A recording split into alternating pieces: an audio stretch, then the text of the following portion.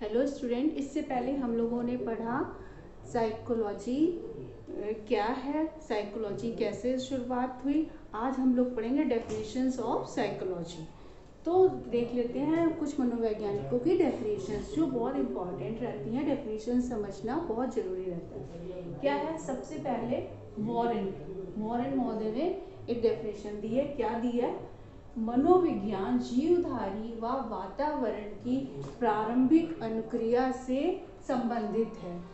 ठीक है, तो इन्होंने क्या बताया? मनोविज्ञान जीवधारी में मतलब है इन जीवधारी में मनुष्य और पशु सभी आते हैं, क्योंकि मनोविज्ञान में जब व्यवहार का अध्ययन किया गया है तो पशुओं पर भी अध्ययन किया गया है, तो इसलिए जीवधारी इन्होंने यूज किया है। जीवधारी जिसमें कि पशु और मनुष्य दोनों ही आते हैं। तो जीवधारी व वातावरण की प्रारंभिक अंतःक्रिया से संबंधित है। जीवधारी वातावरण के साथ जो प्रारंभिक रूप से अंतःक्रिया करता है, अंतःक्रिया यानी कि जो संपर्क में आता है, आपसी जो अंतःक्रिया होती है उससे संबंधित अध्ययन ही मनोविज्ञान है। ठीक है, अब दूसरी परिभाषा वुडवर्थ ने दी है। वुडवर्थ ने क्या कहा है?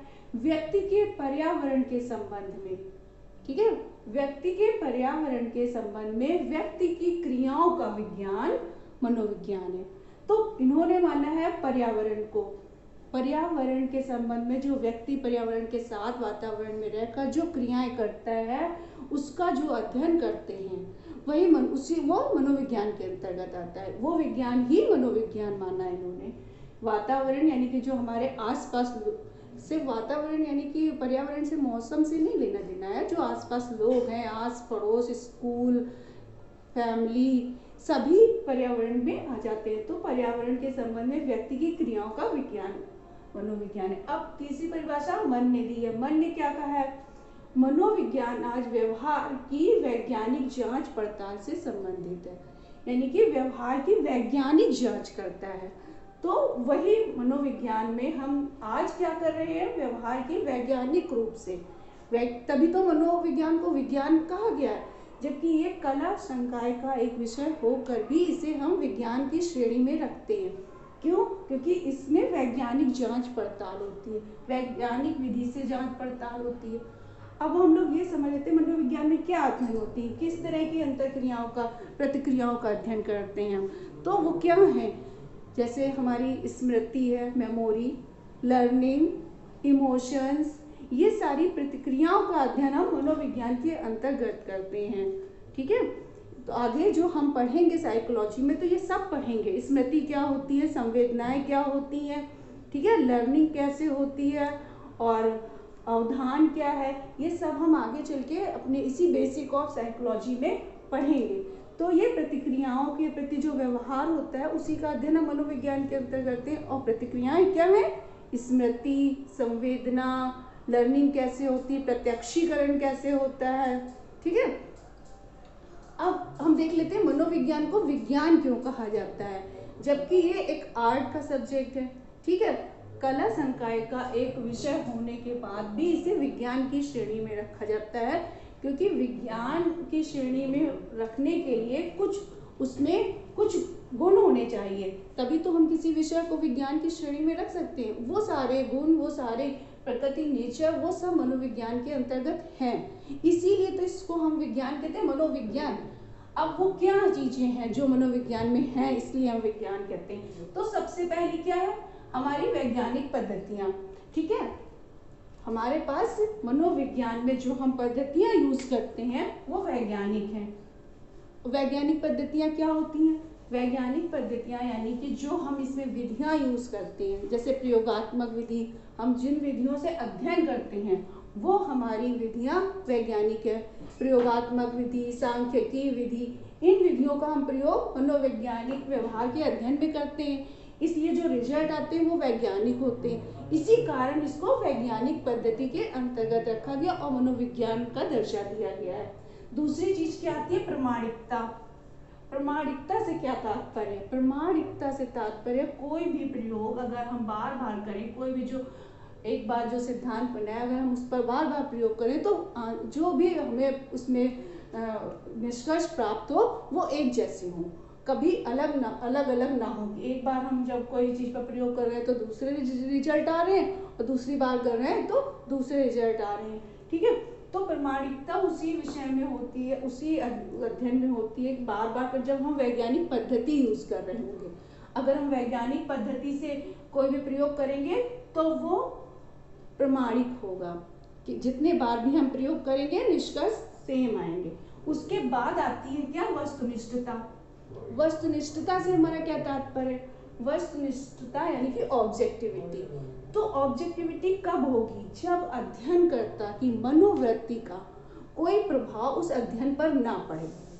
ठीक है, यानी कि जब एक अध्ययनकर्ता अगर किसी चीज पर प्रयोग कर रहा है और जो निष्कर्ष निकाले हैं, अगर कई अध्ययनकर्ता भी उस पर प्रयोग करें और सेम निष्कर्ष निकले, वही निष्कर्ष निकले जो एक अध्ययनकर्ता का है, वही 4-5 जितने भी कर रहे हैं सबके रिजल्ट वही आए।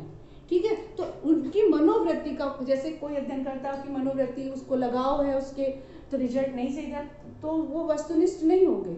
और क्योंकि हमें विज्ञान का दर्जा इस मनोविज्ञान विषय को मिला है तो हमें रिजल्ट भी वस्तुनिष्ठ चाहिए।